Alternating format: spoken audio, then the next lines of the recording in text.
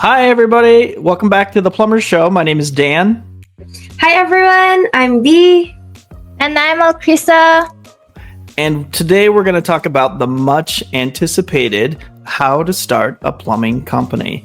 So, what we're going to do is we're going to talk about how I started my plumbing company and the ins and outs and all of the things that go in between on what you need to do to get started, how to be productive, and how to get work, and how to close jobs, and how to stay in business. So, I think we have some questions and we're going to get started and we're going to find out more about how to start a plumbing business.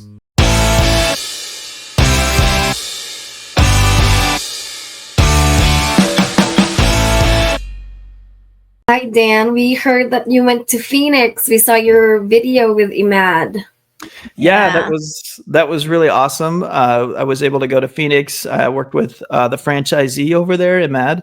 He's a really awesome guy. He's just wanting to get in touch or with his clientele to tell himself a little bit of, or tell them a little bit about himself, what he does, and his experience that he shared and how he got into the HVAC industry. And that was really fascinating. Just a really awesome person. I'm really curious about how you choose franchisees. Is there different qualities you see in each franchise location? What are the qualities that you usually look for in them? That's a good question. So when we talk to people, it has to be people that are already oriented to either they already have an existing business or they want to start a plumbing business. And so one of the things that we're actually going to talk about in the show as we do this 4-part series on how to start a plumbing business is the different aspects and why people want to start a plumbing business and how some people want to be in a plumbing franchise and the ins and outs, the reasons why and what makes it nice to be in a plumbing franchise. So that's actually going to be part of our show coming up. So which is going to be really exciting because we're going to go through the steps, each step that everybody needs to do to open a plumbing company, and then how to be successful and grow it to where you can sustain yourself and then have employees. So it's going to be pretty exciting, and it's going to be very, very much an eye opener for a lot of people to watch and see how it's done. So I'm excited. So do you remember when you were starting out your plumbing business when you were younger? Yes, I do remember. Do you have a specific question though? Because there's so many memories that I have. Okay, so what sparked the idea that you wanted to start your plumbing business back when you were still a journeyman? Oh, well, I actually wanted to start my plumbing business before I was a journeyman. But I waited, of course, because you have to be a journeyman plumber to start a plumbing business. And that's a very crucial aspect that we're going to get into later on in the show on how to become a plumber, which is licensing, as well as the trade experience and things like that you have to have. But I was an apprentice plumber. I was 2 years into the program. And I realized that I did want to become an owner of a plumbing company just because I thought that I could really do well in the plumbing industry because I had a really good grasp of the concept on how to run a business, especially in the plumbing industry. I was actually really good even back then as a plumber. So it was like something that I aspired to. So it took me years to kind of like map out how I wanted to do it. Not in the sense that it's so much of that time frame that I needed, but I'm more of a methodical kind of person. So I wanted to plan it out. I wanted to get my van, my tools, and all of the different things that I needed so that when I wanted to, start doing work, that everything would be just the right way for me. I'm more of a structure kind of guy. So. Yeah. So, what made you decide to get into plumbing in the first place? Well, I thought it was a pretty good trade to be in. I actually wanted to be an electrician, and it was the requirements for the electrician at that point in time. They weren't allowing any apprentices into the program, and so I had went down to it's called Labor and Industries, and I had tried to register to get into the apprenticeship program as an electrician, And I waited for about 5, 6 months, and I realized that I wasn't going to be able to get in. And then one of my friends was a plumber, and I was talking to him, and they were actually had a job opening for a laborer. And so I said, well, I can't be an electrician, I'll be a plumber. And so the rest is history. But here we are. Yeah, I think being an electrician is more dangerous. So Yeah, I'm being being a plumber, Yeah, nobody really dies by getting poo on their hands. It just takes a little bit extra showering. But yeah, being an electrician, there is hazards to the job. You can get electrocuted. But even as a plumber, I've gotten electrocuted several times. Not anything I did, but just because, on remodels and different things, there's live wires that you just have no idea. And then you accidentally touch something and then you get shocked. And it's shocking, actually. It hurts. Yeah, it's very scary too, like working with water and electricity. yeah. So my apprenticeship was in Portland, and it rains a lot in Portland. If anybody doesn't know, it's a very rainy city. And so we would work full time, and the rain would just pour in, and we'd be working on houses, and they wouldn't paper the house, meaning they wouldn't put the shingles on. So the rain would just kind of like drip in through the plywood, and then it would drip all over your stuff.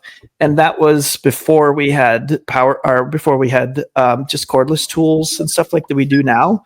And so everything was a power cord, and then they would bring in a job box, and then everybody would plug into it, and then your cords would be laying out everywhere.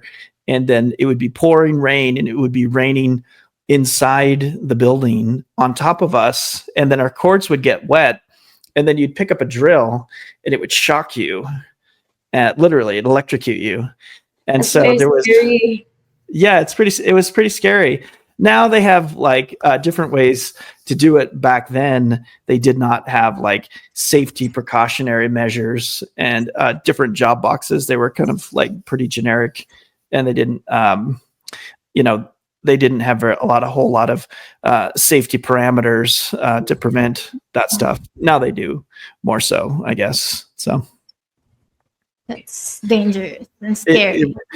It was all right. I mean, there was a lot of stuff back then that wasn't like extremely regulated. Now we're more on it, I think, as a society for safety, as well as just like what's kind of like the thing that is acceptable in the job space versus what is not. Back then it was just completely different from how we do things now. So what do you like more, a poopy day or a shocking day? Well, I think they're both bad days. But I think I'd probably take a poopy day over a shocking day, because You might die. Yeah, you might die. No, I don't think it ever gotten to that point, but it is, jarring to get electrocuted at work when you're not expecting to be, but when you get into messy situations, it's like, that's not great at times, but it's a situational experience, and that when you go home, you can, wash your clothes, take a shower, do a good job, clean up. It's all gone. You won't have to go back tomorrow. So yeah. So was it very hard? So you planned on your plumbing business even before you were a journeyman. So what licenses and permits were required for opening a plumbing business? Yeah, that's a good question. So the first things first is, when we talk about how to become a plumber, it's really based on where you're located or where you live. And so for me, I was in Washington at that time, and I didn't have to go to school to become a plumber. In Washington, they didn't have a program. And so some states, they have an apprenticeship program where you have to go to school, and some states you don't have to go to school. And so you really have to check in with either labor and industries, depending on your state, where they'll actually have those requirements for you. So I lived in Washington, but I worked in Oregon because where I lived right on the border. And so I decided that I wanted to be an Oregon plumber just because I wanted to go to school for 4 years and learn everything that I could about plumbing instead of not going to school and going through the apprenticeship underneath a journeyman. But it seemed like a better fit for me that I would still be an apprentice. I would still go through the apprenticeship 4 years and work with a journeyman plumber, but I also would go to night school and learn the code requirements of plumbing because I wanted to be a businessman. I wanted to own a plumbing business. So for me, it was worth the money. It was worth the time for me to study at night. And I thought it was going to be a better education, which it totally was. And I really enjoyed actually going to plumbing school. Yeah, a lot of people think, oh, it's plumbing school. What are you going to learn? But there's 4 years of solid information. And actually the code book is like this thick. And there's so many plumbing topics that we could talk about that would probably just, people just don't think about it, how plumbing works. And so I think the really cool thing is, and what we're going to do, and as the segment goes, or as our podcast goes on the Plumber Show, we're going to talk about all these like really cool aspects of what plumbers do. And it's fascinating. I think, I was talking to a friend of mine just the other day, and he was listening to one of our first podcasts, and he was like, when you said, find your water shut off, and he goes, I stopped it right there. And I was like, Maria, wait, we got to find the water shut off in our house. And he's like, I didn't even think about that. And he had just bought a new house, so he didn't know where it was yet. And then he called me later and he's like, we found it. It was pretty awesome. And so it was kind of cool for me to see that. But there's so many different aspects to plumbing that are really beneficial for homeowners, for people who want to like do it yourself, and all of the different tricks of the trade that as a plumber for 32 years that I've learned. All of these little things are going to be so fascinating, I think, to people. And it's going to open their eyes on the world of plumbing, which is actually a really cool trade. Honestly, I love it. Yeah, I love being a plumber. So can you give our viewers an idea on how much startup capital is needed and maybe tools and equipments to start with? Yeah, for sure. So like for me, when I first started my plumbing company, and we'll just kind of take a step back on that, and we were talking about licensing requirements. And one of the things is you have to find out in your state if you have to go through plumbing school or not. And so that's the first thing. And then, so how to become a plumber is probably more important than how to start a plumbing business, because if you're not a plumber, then how are you going to be a plumbing business owner, of course? So that only makes sense. So for anybody who wants to own a plumbing business, you have to hire a licensed journeyman plumber in your state, and that's the first step. Or you have to be a licensed plumber yourself, which depending on the state may require you to go to school for 4 years and go to night school for that to learn the trades. So as far as business requirements go, the first thing that you have to do is pick a business name, and then you have to start a company. And so you can register that with, I think it's the Secretary of State. And so you actually have to register a business license. And so you have to pick a name for your business license. And then you have to file it. And then the entity that you file is basically up to you. And there's several different kinds of entities. So you could be a sole proprietor. You could be a LLC, and then you could be a corporation, or you could be a partnership, depending if you have another business partner.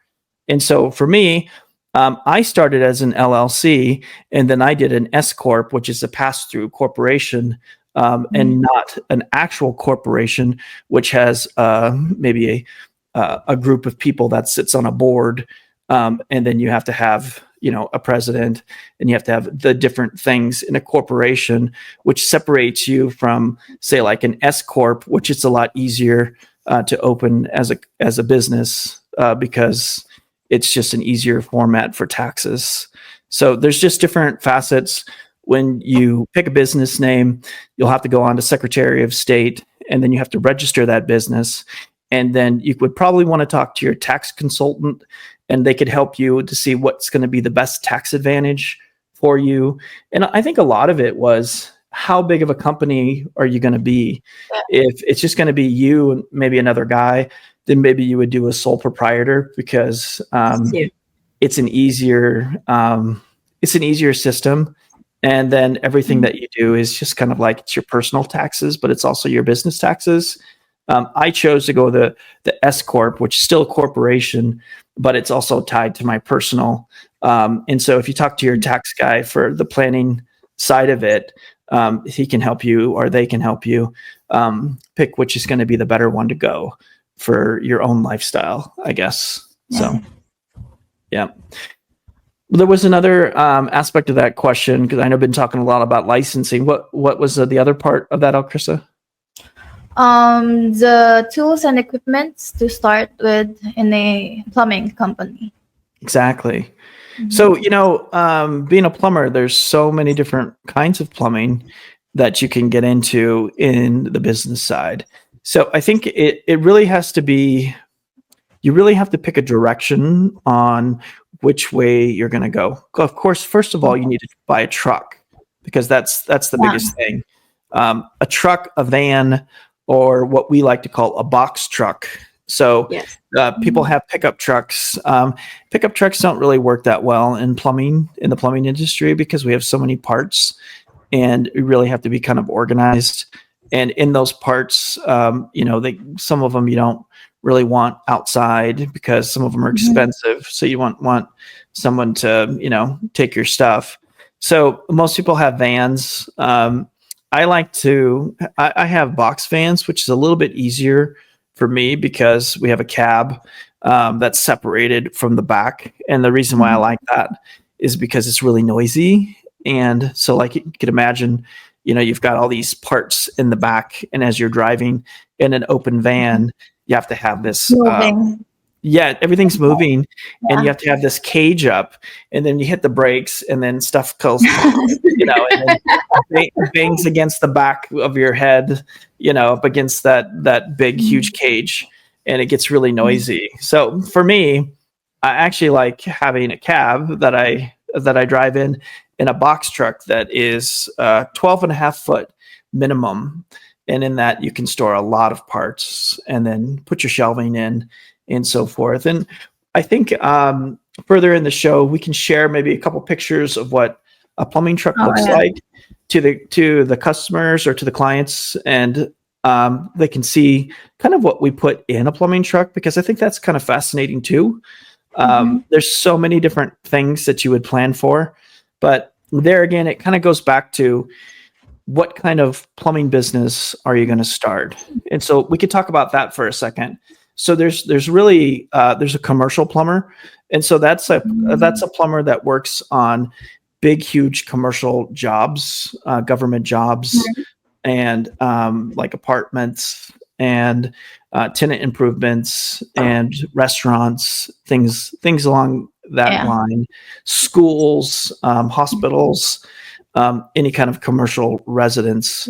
That's a specific kind of plumbing that is more bigger plumbing, and it's a lot of ladder work and lift work, and just different kinds. That's a different kind of plumbing than what would be a residential plumber, which would be plumbing someone's house. And so you could be doing new construction. So someone is building a brand new house, and that's service are the residential side, and that's new construction because it's brand new. And so there's that aspect. And then there's also the service aspect, which is existing plumbing that you're fixing, repairing, and adding, doing remodels, changing out water heaters and toilets and so forth. And then there's also another aspect of plumbing, which is the drain cleaning aspect. So you can just be a plumbing business that only does drain cleaning. And so that you have specialty equipment for that drain cleaning. So you could imagine, like, there's so many different facets to how plumbing works. And that's just on the basic plumbing. There's also industrial plumbing, which is like the waterworks division. And that's like huge pipes and things like that, where you put in water mains and fire hydrants and all of the public utilities that have to go in through subdivisions as well as through the city, and hot taps, all of those things. So I guess when we're talking about what aspect are you going to be when you start a plumbing company, so in what facets are you going to be specializing in? Because it's impossible to do all of them unless you have a very large company. And each has a division that would take care of that, whether it's commercial, residential, service, or drain cleaning. So you can basically break it up into those 4 segments. And we can talk about each one of those segments if that's helpful to the audience. If they want to know more about like making a decision on which kind of plumbing business that you want to start and how what that looks like. I've personally done all of them. So I've done commercial work, residential, service, and drain cleaning. But I had a bigger company for a long time before we franchised, and then we have now franchise locations. So a lot of different aspects to a plumbing company, honestly. Yeah, I want to know more. I didn't know that it's a lot. Yeah, It's a lot. I thought it was just plumbing, like Yeah. plumbing as a whole, like just one industry, plumbing. Yeah, a lot of people think that. I mean, when I first started plumbing, I thought the same thing too. It was like, oh, you just have toilets, you have sinks that people wash their hands in, and I'm sure there's some other things to it, but I didn't realize all of the specifics that go into plumbing and how each building works to be able to even provide a working plumbing system, which is a lot. But do you just need one business license for every That's a good plumbing question. aspect, or? Yeah. So when you become so let's say you're a journeyman plumber. You either just graduated, you just got your plumbing license, you registered through the Secretary of State, and in that registry, you pick a business name, and then you pick an entity structure that we talked about, where it's really up to the individual to pick which structure they're going to go with. But there's only like 4 that you could really pick, and then once you pick that based on what's going to be better for you and your tax situation, then you can actually start a plumbing company. You also, depending on each state, you may have to register with the Contractors Board before you do that, and that requires you to either take a test to become a licensed contractor. And so not only do you have to be a plumbing business owner, meaning you have to take a journeyman test to become a journeyman in your state, and then you have to register on the Secretary of State, and you have to pick an entity on who you're going to be, what your business name is, and the structure of your business. Then you have to get a file with the Contractors Board in your state, and then you may have to take a contractor's test. Either you're going to be a general contractor or you're going to be a subcontractor, and a subcontractor is a specialty contractor, and the specialty contractor, you would pick plumbing. So you would be a specialty plumbing contractor, or you could be a general contractor and doing work as a plumbing contractor. And so there's different aspects that you pick, and that's basically up to you. If you pick to be a general contractor, then you have to take a big, huge test through the Contractors Board. And I think as a subcontractor, you still have to take a test as well to become licensed. So not only do you have to get a plumbing business license and become a journeyman plumber first, then you also have to be licensed through the Contractors Board. And then you also have to go through, in some states, what's called the BCD, or the building department. And that is where you register that you're a licensed journeyman plumber. Because a licensed journeyman plumber in most states has to do continuing education every year. And that's either for 8 hours or 12 hours of continuing education. And then as a general contractor, you may or may not have to do continuing education every year as well. So when we go through like the different aspects on starting a plumbing business, there's so many facets to the licensing aspect of what has to happen first before you can even, like get in your truck and go to someone's house or start a plumbing project. All of those things have to be in order first, just on the licensing side, which is such a huge thing to do in the beginning. But once you do that, you're done. So you get your plumbing business license. You're already a journeyman plumber. And then you get licensed through the contractors board.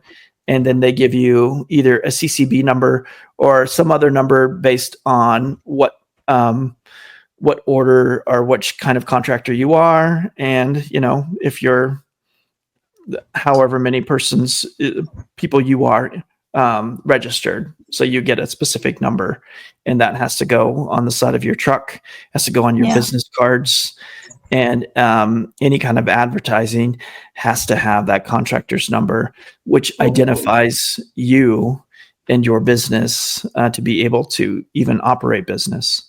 Now there gets to be one more step on this in the licensing part, and that is whatever city you're working in and whatever county that you're going to be working in, you'll have to get a business license from the city that you live in, as well as sometimes the county will make you get a business license as well. And so what that's going to require, and the reason why, and I'll explain that too. And for anybody out there who's listening, I'm just going to say this is the boring part of plumbing, but it's the necessary part, because if you're an unlicensed contractor or you're trying to start a plumbing business and you do work with, go ahead. Without license, it's illegal? It's illegal. And that's right. And there's a big fine for that. It could be $5,000. It could be more depending on the state, are the requirements. So it's a big deal to get your licensing in order. So once you get all of those other aspects together, you get your journeyman license, you got your Secretary of State, you're registered as an entity, and then you got your contractor's license, and they give you a specific number, and then you register it through Building Codes Division or something like that, depending on your state. Then you have to get a city license to do business, and sometimes even county licenses depending on which areas you're going to be working in. And so that's kind of a big deal. The reason why you have to get those is really huge, because as a plumber, when we do alterations or we do like a new build, there is a plumbing permit that's required.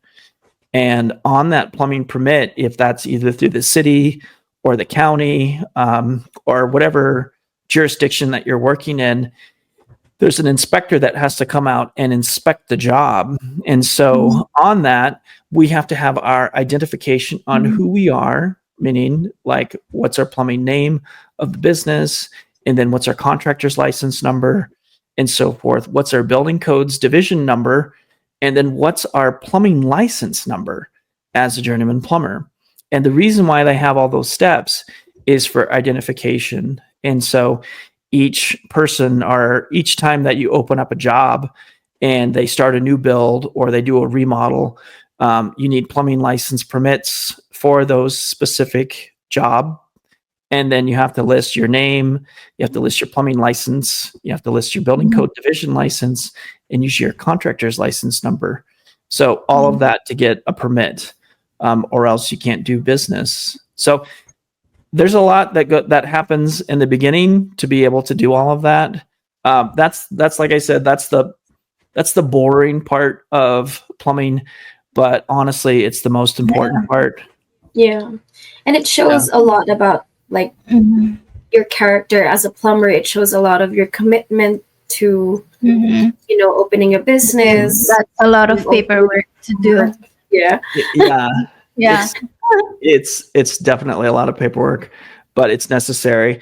And so having all of that information and having a checklist, and we can actually put a checklist here We'll do a drop down of all the business requirements and the listings and things that you'll need to do when you start a plumbing business. And while we're sharing this, and just so we're talking to the audience here, and please leave comments below. I don't know your market. Meaning, I don't know where you live, and I don't know the exact requirements. So it may be a little bit different. But for me, these are the things that I needed to operate. And and sometimes, so I was living in Washington at the time that I started my company, and then I was working in Oregon. And so when I started my plumbing business, I had to have dual licenses as well. So I had to have a journeyman license in Washington, and I had to have a journeyman license in Oregon, and they were completely separate, which is really weird that they would have different codes, but Oregon had a different code than Washington had a different code. So not only did I go through the Oregon requirements of 4 years of schooling, take a test to become a journeyman plumber, but I also had to adhere to the requirements of Washington too, to get my Washington business, or as well as my journeyman card. So there's a lot of aspects that go into each state as that you're working in. So it's really important to do your due diligence, and a lot of those things you can find on Google. But like I said, we'll put a list underneath of all the things and the requirements that you need, or that I needed to do, which you could check off and then say, okay, I did this, and I think that's going to be super helpful, because we're just trying to add value here in the show. So if anybody has any comments or anything that they would like to share below, feel free to leave that, because I think that's all information that might be nice for people who are actually trying to, branch out and start their own company, which is really awesome. So if you guys have any questions for Dan, you can leave them in the comment section down below, and we will do our best to try and answer all of them. And, if there's some aspect of this portion that someone wants to know a little bit more detail about, that we can have maybe more of an explainer portion, please feel free to leave a comment below so that we can do that. Because like I said, we're just trying to help people out here. Anybody who's truly interested in becoming a plumbing contractor. These are just the requirements that I had to go through. And so we're just trying to, offer those suggestions for people to make it more streamlined. So, yeah. So if they're also interested in becoming a franchisee, do they still need to go through all of that paperwork, or? Yeah, so that's a great question, Alkrissa. Anytime that you start a plumbing company, those are the different things that you would have to go through to become a plumbing business owner. To become a franchisee, there's different requirements that are based on whatever franchise that you're going to be signing up with. So as a franchisor like myself, so we're Einstein Pros, we're plumbing, heating, and cooling. And so we're a franchisor. We have specific requirements that we're looking for. And I think Bea had asked, who are we looking for as a franchisee? And we're looking for people who want to be a part of something, that they want to have a brand. They can't, they might have issues trying to figure out the different aspects on the day-to-day. And, maybe they don't have a good business name, and they don't get a lot of work because they don't have a brand that has some power behind it. So for anybody who's looking to become a franchisee, you would contact us at Einstein Pros, and you could look us up. We're online. And then you could inquire about it. And then either myself or someone else would give you a call and talk to you about why you would want to be a franchise and how awesome it is. So, but that's a great question, because you don't really need any other requirements other than motivation and, like you want to be a part of capital. You want to be part of a bigger group, and join other people who are like-minded and trying to do something in the plumbing industry. So, yeah, it's pretty great. So, good questions.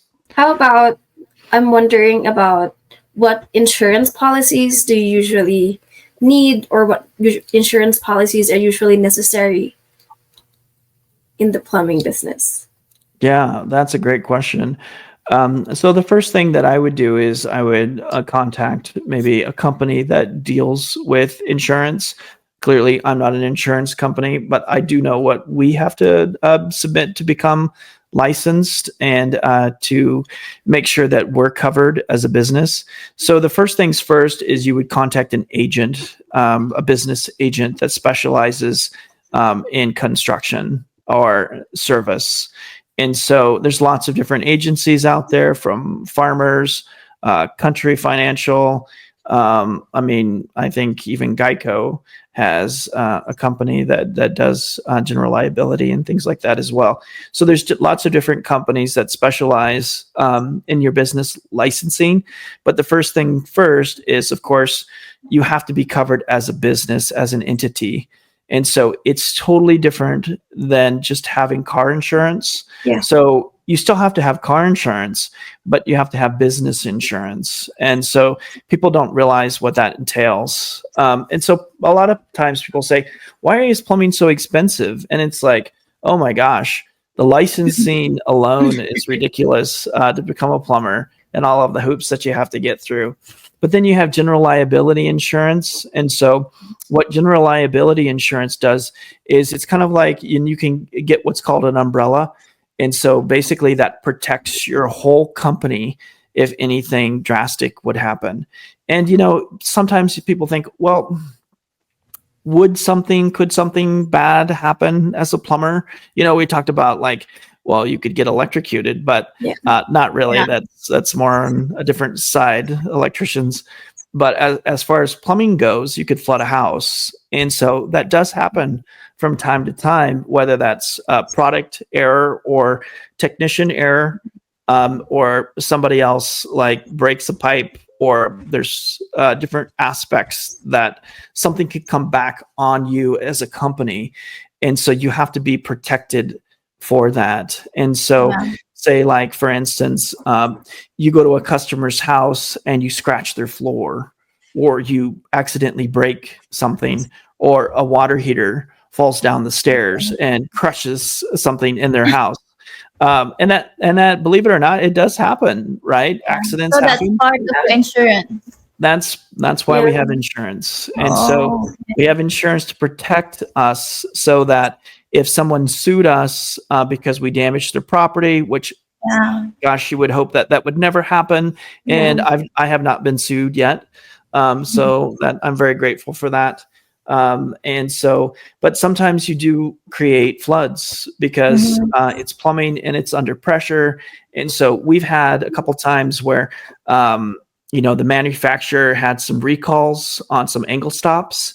And so it was when they were switching from, there was a time where there were lead still in the piping, or not the piping, but the fittings, as well as some of the mechanisms so like angle stops and valves.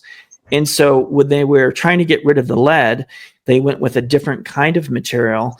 And I can't remember which manufacturer it was, but there was a bunch of fittings that they made that used to have lead in the fitting. And that's what kind of joined the two different kinds of dissimilar materials together. And then when they got rid of the lead and they went with this other thing, it made the fittings really, really brittle. And then over a period of a year or 2 years, the fittings would get pinhole leaks and crack and break. And so I remember that happening, and that was not great. And so there was a period of time where we had to go through and figure out which fittings had those, get rid of them. And there was some angle stops too that had some issues with that too, and would basically, wreak havoc on your job, because then you could have a potential flood. So, all of those things, when we're talking about business and protecting your business, that goes back into the kind of entity that you're going to pick too. Because, when we talked about, like, let's just say you're going to be a sole proprietor. And so if somebody sues you, like say, for instance, something bad happened on a job and someone were to sue you, then that would be a pass through. Meaning that someone could not only sue your business, but they could sue you personally. And so that's why there's different entity levels that you have to pick. And so that's why I said it's not just tax planning, but it's also a liability coverage too. And that's why sometimes people pick corporations. And it really depends on like the level of liability that you're going to be getting into. So like I said, like if you're going to be like one or two people working in your business, you're probably not at that much of a risk of something like that happening, because you can control your own, quality control, right? But if you're going to start a company and you're going to do a lot of commercial work, where you're talking like schools, hospitals, things like that, where there's a bigger potential of liability that could come back on you if something bad were to happen, or, like I said, sometimes fittings break for no reason. Flood happens. There you go. It's your company. You're liable for it. And so you want to make sure that you're protected. And so that goes back to the entity structure and the level of entity protection that you have. And then you pick an insurance platform or program that's going to protect you as well. And so there's a lot of different companies that have different policies and their umbrella policies that protect you in business and protect the things that you could do. And so, meaning like you have general liability insurance, and then there's other policies that you can put as umbrellas that could be riders on top of your policy, that in case of something like that, it would protect you for error or omission, meaning you may or may not have known that it was a fitting that would have broke. So it protects you, and your insurance policy would basically pay any claim that came against it. And so when you're talking about plumbing, and you're talking about, the greater risk of liability, depending on the size of job and how many employees you have, you're at a greater risk for things happening just because you're doing so much of it. And each house has thousands of, or could be up to, like hundreds of different kinds of fittings and different connections that connect things. So, that's why I think homeowners are scared of plumbing, because plumbing fails at times. It's mechanical, and so things leak, and that's why we stay in business, because we're always going out there and fixing plumbing. And it's not that anybody's doing anything wrong. It's just it's mechanical and it's pressurized, and accidents can happen. Well, it just wears out. And so what the biggest thing that like insurance companies always ask is it normal wear and tear? And so over the course of years, things just naturally regress or break down. Fittings and things just break. That's why we change angle stops, we change toilets and faucets and sinks and water heaters, all of those things, because eventually everything breaks. And so that's why we're here as plumbers. Yeah. That was a long answer, I think. Like, if anybody fell asleep, it's time to wake up, because we're going to go to the next question, I think. So we covered on licenses and permits, and then we covered. There's still one more aspect if you're going to have employees. So that's a different kind of insurance as well. Yeah. So if it's just you still have to have general liability insurance. But if you're going to have employees, then you have to have workman's comp as well. Because workman's comp covers you, and it's an insurance that you pay into monthly in case one of your employees hurts themselves at the job. Then they can file what's called a workman's comp claim, and that protects the employee so that any kind of benefits that he could receive through the state if he was injured for a period of time. But they also have secondary insurance like AFLAC and different things like that. If you were to get hurt on the job, then those secondary policies can kick in and pay lost wages for a technician if a a technician gets hurt or something like that, which happens, unfortunately. I mean, we're in the plumbing industry, but we're using big tools and we're driving big trucks. We're moving heavy things and carrying and lifting stuff up all the time. And sometimes it's, easy to get hurt. I mean, I've gotten hurt a couple times and I wasn't able to work for, a month to 2 months. So it happens. So it's good to have those policies in place because that's what's going to protect you. And so, just some advice that I would give anybody who's looking at starting their own plumbing company is really like do the research. Like if you're truly serious about it, I wouldn't go skimp. I wouldn't be skimpy on insurance. If anything, I would have more coverage than needed, just in case for the unnecessary things that happen in life. And I've been lucky that nothing bad has happened to me. I mean, we have had some insurance claims and just, because things happen, like I said, but nothing too drastic. So that's good. But in the case where someone could get injured on a job and you have an employee, you just really want to make sure you have everything in line with the state licensing, and have all your insurance that would be able there to protect you, because I think, there's a lot of misconception on what insurance does, but people always say like, well, I don't really need it, but you don't need insurance until the day that you actually need it. And then it's like, man, I wish I had the best insurance and the best coverage. And so in my experience, I've always had the best insurance and the best coverage, just because I like to sleep good at night. And I know that if anything did happen, at least the people that work for me, the people that work for me that I care about would be covered, and my business would be protected. And but you pray that nothing bad happens. But there's times that you can't avoid getting in a car accident. It's not expected. Things happen. It's like it's the unexpected things in life that happen that you have to prepare for. Not in the worst case scenario, but in a way where you're going to feel protected and you're going to be able to get through it, and it's not going to devastate your life, in a bad way. So those are the things that really, and I look at that as like, when you go into a business and this is your expectations of who you are. And so always wanting the best for yourself, I think, is the first step.